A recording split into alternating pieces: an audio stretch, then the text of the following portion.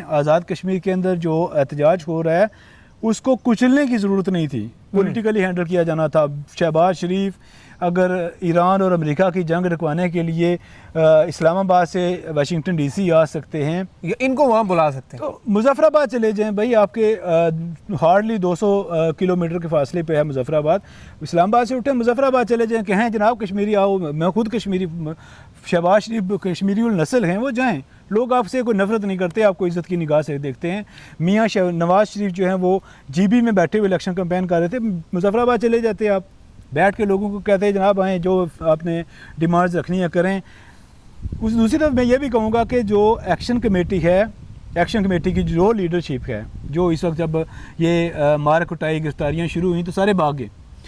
इन लोगों ने जो है वो इन लोगों को, आम बच्चों को, मासूम बच्चों को इश्तियाल दे के सड़कों पे निकाला, खुद पीछे रह के मासूम बच्चों को मरवाया। इनकी हटदर्मी भी उतना, ये खुद भी आज़ाद कश्मीर की हुकूमत के बराबर के ये लोग खुद भी शरीक हैं इस सारी जो एहतजाज है या जितनी भी नफरतें फैल रही हैं। ये एक्शन कमेटी और हुकूमत आज़ाद कश्मीर और आज़ाद कश्मीर के हवाले से जो पाकिस्तान के पॉलिसी साज इदारे हैं, ये सब इस जो बड़े सानिया के जो है वो मुजरिम हैं। और ये आग जो अभी लगाई गई है, ये पाकिस्तान को शायद इसकी कई दाइयों तक ये फसल काटनी पड़े और शायद पाकिस्तान के बस के बात भी ना हो ये काट सकें उस तरह से। Thank you. मैं कुछ ऐड करना चाहूँगा, कुछ एक दो सवाल और करूँगा कि इस चीज़ को बहरहाल समझा जाए, जैसे कि आपने मियाँ नवाज शरीफ साहब की मिसाल दी कि उन्होंने किस तरह से फेडरल में गवर्नमेंट चेंज हुई, उन्होंने उसको नहीं छेड़ा मुजफ्फराबाद में। इस तरह से ये जो रीजन है, इस हवाले से जो बात की गई कि इसका जो है वो लिपेट ने इसको शामिल कर लें, तो ज़ाहिर है फिर स्टैंडिंग नहीं रहती, वो इंटरनेशनल स्टैंडिंग जो disputed Jammu and Kashmir issue पे पूरी तरह से है। फिर ये चीज़ समझने की ज़रूरत है। सबसे अहम बात जो मैं ज़ाहिर है ऐड करना चाहूँगा कि ये सारा मामला, जैसे अतीक साहब ने मेंशन किया, जो मेन स्ट्रीम की उस रीजन की पार्टियाँ हैं, Muslim Conference, Jammu and Kashmir Peoples Party, इन जमातों ने लॉन्ग टर्म वहाँ पर सर्व किया है। उसमें जो खालिद इब्राहिम साहब हूँ, उनके बेटे हूँ हसन इब्राहिम, सरदार अतीक अहमद ख़ान साहब हूँ और इस वक्त उनके बेटे। अच्छा, अब इन लोगों की सियासत क्यों डिस्ट्रॉय हुई? टू माई अंडरस्टैंडिंग इन्होंने डिलीवर नहीं किया। यानी सरदार अतीक अहमद ख़ान साहब के आप हल्के में इस वक्त भी जाएँ तो आपको बड़ा अफसोस होगा। और मैं हैरान हूँ कि हालिया इलेक्शन मुहिम में एक साहब वहाँ पर इलेक्शन कैंपेन कर रहे हैं, उन्होंने अपने जेब से पैसे लगाए, लोगों को रास्ते, सड़क, पानी बना कर दिया। और सरदार अतीक अहमद ख़ान साहब कहते हैं कि इनके पैसे पर इन्वेस्टिगेशन की जरूरत है, ये पैसा कहाँ से आया। तो जब ये अप्रोच होगी इन जमातों की तो इनको सपोर्ट नहीं मिलेगी, लोग इनकी हमायत नहीं करेंगे, लोग इनसे फड अप होंगे। उसमें क्या होगा? जो पीपल्स पार्टी है, PMLN है, जो पाकिस्तान तहरीक-ए-इंसाफ है, इस तरह की जो फेडरल की पार्टीज़ हैं, अच्छा है उन्हें वो करें, पॉलिटिक्स करें, सबको पॉलिटिक्स का हक है। वो फिर उस तरह से वहाँ सियासत करेंगी जैसे लाहौर में, इस्लामाबाद में, कराची में, पेशावर में सियासत होती है। और उसमें क्या होता है, जैसे अभी भी एक मामला आपके सामने है कि जो पीपल्स पार्टी की आज़ाद कश्मीर में हुकूमत बनी है, कोई दूसरा इसका रब्त है नहीं सिवाय 28वीं तरमीम के। 28वीं तरमीम पर एक अंडरस्टैंडिंग इस्लामाबाद में तय पाई और उसी की ये एक शाख है, ये मुजफ्फराबाद में पीपल्स पार्टी की हुकूमत। तो केस मेरा यहाँ पर ये है कि ये जो वहाँ की पार्टियाँ हैं, इन्होंने डिलीवर नहीं किया, ये फेल हुई। उसकी वजह से ये जो दूसरी पार्टियां हैं, अगेन मैं ये विद ड्यू रिस्पेक्ट कहूँगा कि उनका कसूर नहीं है कि वो सियासत करेंगे, वो ज़रूर करें, लेकिन वो फिर उस तरीके से करेंगी जिसमें उनका ब्रॉड इंटरेस्ट जो है वो अचीव हो। और ज़ाहिर है वो फेडरल से, वो इस्लामाबाद से होता है और फिर उसी का ये नतीजा इस वक्त आप देख रहे हैं ये जो कुछ हो रहा है। यानी इसमें एक्शन कमेटी का ये कहना भी मुनासिब नहीं है, ठीक नहीं है कि जी हम डायरेक्ट डील करेंगे। आप डायरेक्ट कैसे डील करेंगे? आपकी जैसे भी हैं वो लोग उस असम्बली के नुमाइंदगान हैं। ये चीज़ यानी इस पर बात होनी चाहिए। और फिर इम्पॉर्टेंट कि जब ये जमातें माइनस हो गई और चीज़ें जैसे 3 वज़ीर-ए-आज़म वहाँ तब्दील हुए और अब जो वज़ीर-ए-आज़म है फैसल राठौर साहब, यानी इट्स शॉकिंग कि वो उन्होंने एक इंटरव्यू दिया और उसमें उन्होंने कहा जी कि उन्हें बेखबर रखा गया एक्शन कमेटी को कलअदम करार देने के वजह से। आप देखिए कि ये कितना डिजास्टर्स में ये देखिए, मेरे ख्याल में जब तो एक और चीज़ उन्होंने कही कि जब मामला इस हद तक बढ़ जाते हैं तो फिर रियासत एक्शन में आती है। तो आप कौन है? हुआ ये कि जैसे मेरी अंडरस्टैंडिंग है कि एक्शन कमेटी के साथ मुज़ाकरात हुए, फैसल राठौर ने शौकत नवाज़ मीर हैं उनको फ़ोन किया कि मैं आपके घर आना चाहता हूँ, शौकत नवाज़ मीर ने जो है वो इनकार किया कि आप मेरे घर मत आएँ। एक प्राइम मिनिस्टर आपके बतौर चीफ एग्जीक्यूटिव ऑफ स्टेट आपके घर आना चाह रहे हैं, आपसे बात करना, आपको सुनना चाहिए था। हट दरमी उस तरफ से भी दिखाई गई। फैसल राठौर जब ऑल पार्टीज़ कॉन्फ्रेंस हुई उससे पहले फैसल राठौर की एक्शन कमेटी के दरमियान बातचीत हुई। बकौर फैसल राठौर उन्होंने सीटों की तादाद कम करके 6 तक करने की कोशिश की। फिर एक रेफरेंस जो है वो सुप्रीम कोर्ट को भेज दिया गया कि जी आप इसका तयन कर लें कि कैसे होगा। तो फिर ऑन एंड फॉरन हमने देखा कि जो है अचानक चीफ इलेक्शन कमिश्नर जागते हैं कहीं से जो अच्छा ये थोड़ा सा क्लियर कर दें कि जो इलेक्शन शेड्यूल का ऐलान हुआ कलअदम का फैसला उससे पहले हुआ या उसके बाद हुआ? उसके बाद हुआ। पहले इलेक्शन शेड्यूल का अनाउंस हुआ और उसके फ़ौरन बाद जो है वो फैसला हो गया। तो हमें जिस वक्त इलेक्शन शेड्यूल का जो है वो ऐलान हुआ था उसी वक्त कम से कम मेरी तो अंडरस्टैंडिंग डेवलप हो गई थी कि फैसल राठौर के इख्तियारात को जो है वो ख़त्म कर दिया गया है। अब इख्तियारात तीसरी जगह से जो मुजफ्फराबाद में किसी तीसरी जगह से जो वो अब ऑपरेट करना शुरू हो गए और वहाँ से फिर ऑपरेट होना शुरू हुए। इलेक्शन कमिश्नर ने इलेक्शन शेड्यूल का अनाउंस कर दिया। इलेक्शन शेड्यूल जब अनाउंस हो जाता है तो प्राइम मिनिस्टर के इख्तियारात ख़त्म हो जाते हैं। उसके बाद साथ ही हमें दूसरा नोटिफिकेशन मिला जी कि कलअदम करार दे दी क्या। आप 6 महीने पहले कर देते हैं। आपको नज़र आता है कि आपने उनकी कोई दहशत गर्दाना जो है वो उनकी पॉलिसीज़ कहें, कहीं से उनको फ़ौरन फंडिंग आ रही है, कहीं वो इश्तिहाल और अफरा तफरी और फसाद फैलाने में मुलव्वस हैं। आप 3 महीने 4 महीने 6 महीने पहले इसको कलअदम करार देते, बैन कर देते, इसकी लीडरशिप को आप घरों में नज़र बंद करते, जो भी करते।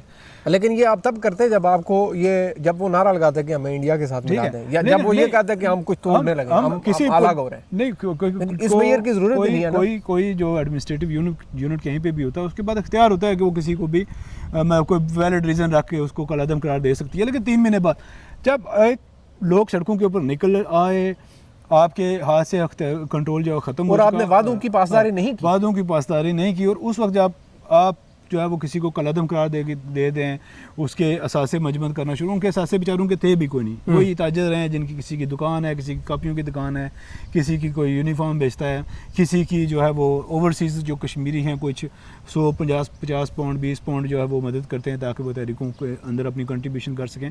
इससे ज़्यादा उनका असासा क्या हो सकता है? तो आपने हमेशा जो है वो मतलब आखिरी टाइम पे जाके चीज़ों को जो है वो बॉन्डे तरीके से डील करने की कोशिश की जिससे डिज़ास्टर्स जो हैं वो पैदा हुए। आप ये सारी चीज़ें पहले कर सकते थे। आप 1 महीना पहले इनके ऊपर पाबंदी लगा देते, लोगों को बताते कि भाई हमने इस वजह से पाबंदी लगाई है, तो समझ आती।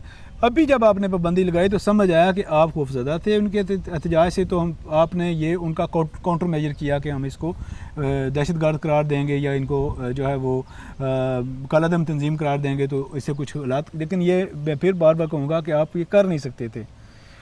आपके पास इख्तियार नहीं है कि आज़ाद कश्मीर के जो एक बड़ी अवामी जो ताकत है, मैं ये नहीं कहता कि उनके पास अक्सरियत है, मेरा नहीं ख्याल कि वो, मैं हमेशा इस चीज़ का कह रहा हूँ कि जॉइंट अवामी एक्शन कमेटी सारे धड़े मिलकर जो है वो एक पॉलिटिकल पार्टी और मेनस्ट्रीम पार्टियों के लोग हैं इनमें। हाँ जी, ये सारे अगर इलेक्शन भी लड़े, मेरा नहीं ख्याल ये कहीं से 4 सीटें भी ले सकें, वो एक अलग बहस है। लेकिन एक उनके पास पब्लिक स्ट्रीट फोर्स मौजूद है।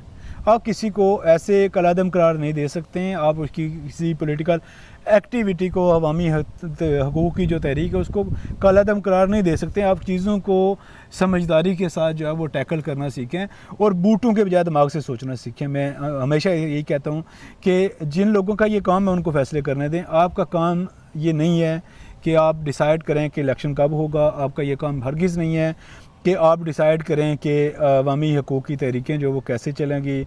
आपका बिल्कुल ये काम नहीं है कि आप जो है वो आज़ाद कश्मीर की पॉलिटिकल पार्टियों को जो है वो बिल्कुल किनारे कर दें और उनकी जगह किसी का भाई उठा के आप ज़बरदस्ती उठा लें और सारी पार्टियों से मोहर लगवा लें। आपका ये काम नहीं है। आप बस कर दें इससे पहले कि बहुत ज़्यादा नुकसान हो जाए, बस कर दें। Thank you so much Atiq Saduzai साहब, आपने बहुत ब्रीफली एक्सप्लेन किया। और तमाम देखने वाले वो लोग जो हमें देखते हैं, एक हम्बल रिक्वेस्ट, हेट स्पीच को मल्टीप्लाई ना कीजिए। इस बात को समझिए कि कौन से रीजन की क्या इंपॉर्टेंट है। जम्मू एंड कश्मीर एक डिस्प्यूटेड इशू है पूरे दुनिया के अंदर, और उसमें जो एडमिनिस्ट्रेटिव यूनिट कश्मीर है, पाकिस्तानी साइड ऑफ कश्मीर, वहाँ पर एक पॉलिटिकल लेवरेज रही है हमेशा से। वो लोग जो उस पॉलिटिकल लेवरेज को श्रिंक कर रहे हैं, उन्हें ये समझने की ज़रूरत है कि 77 सालों से वहाँ निज़ाम चलता आया है, लोगों ने कभी वहाँ पर पाकिस्तान से नफ़रत का नारा नहीं लगाया। वहाँ पर तीसरे ऑप्शन की बात ज़रूर हुई है, वो एक पॉलिटिकल मामला है और लोग पॉलिटिकल बात करते हैं, लेकिन किसी ने कभी ये नहीं कहा कि जो है वो हम बिल्कुल ही आपके साथ ना रहना चाहते हैं, ना आपको यहाँ रुकने की ज़रूरत है। लोग कहते रहे हैं, लेकिन ये देखना है कि कितने लोग क्या कहते हैं। तो इसलिए इस चीज़ को समझते हुए, सेंसिटिविटी को समझते हुए, ये एक हमारी एक वीडियो थी। हम इस सिलसिले को जारी रखेंगे और एक्सप्लेन करने की कोशिश करते रहेंगे कि इशू क्यों फ्लेयर अप हुआ और इसका सोल्यूशन अगेन जो हमारे सामने, जैसे इन्होंने बताया कि सोल्यूशन है इसके टेबल टॉक, टेबल पे बैठे हैं, दोनों जानब से लेवरेज, फ्लेक्सिबिलिटी और रिस्पेक्ट दिखाई जाए और मज़ीद ह्यूमन कॉस्ट जो है वो पे ना करनी पड़े। Thank you so much. और मैं भी साथ जो है वो एक चीज़ ऐड करूँगा कि जो पाकिस्तान के अंदर बैठे खास तौर पर लोग हैं जो कश्मीरियों के बारे में बात करते हैं कि जी हम पाकिस्तान इतना कुछ देता है और ये करता है वो करता है, आपके दूसरी तरफ LOC के उस बार आपकी सोच से ज़्यादा इंडिया जो है वो वहाँ पे फंड्स लगाता है, उनकी डेवलपमेंट करता है, वहाँ पे सब्सिडीज़ देता है। लेकिन 80 सालों में ज़ोर, ताकत, दौंस और फोर्सेस के जो इस्तेमाल करके उस कश्मीर को, उस वहाँ के कश्मीरियों को इंडिया अपने हक़ में माइल नहीं कर सका। तो आप भी इस जो आपने कोशिश शुरू की है इसको ख़त्म करें। ये आप भी नहीं कर सकते, कश्मीरियों को दबा के आप उनसे कुछ बात मनवा नहीं सकते। प्यार से बात करें, बैठें, फ्लेक्सिबिलिटी शो करें। कोई नाजायज़ मुतालबा नहीं है, कोई नाजायज़ मुतालबा नहीं है। आइनी बहस है, आप उन 12 सीटों के ऊपर इलेक्शन मुलतवी कर दें, बाकी सीटों के ऊपर इलेक्शन करवाएं, अगले गवर्नमेंट को मैंडेट दें और वो आके फ़ैसला कर ले। 101 रास्ता मौजूद है, खुदा के लिए जो है वो उन चीज़ों को ठंडा होने दें और नफ़रत ना बोएं, नफ़रत ना फैलाएं। Thank you so much, thank you for watching.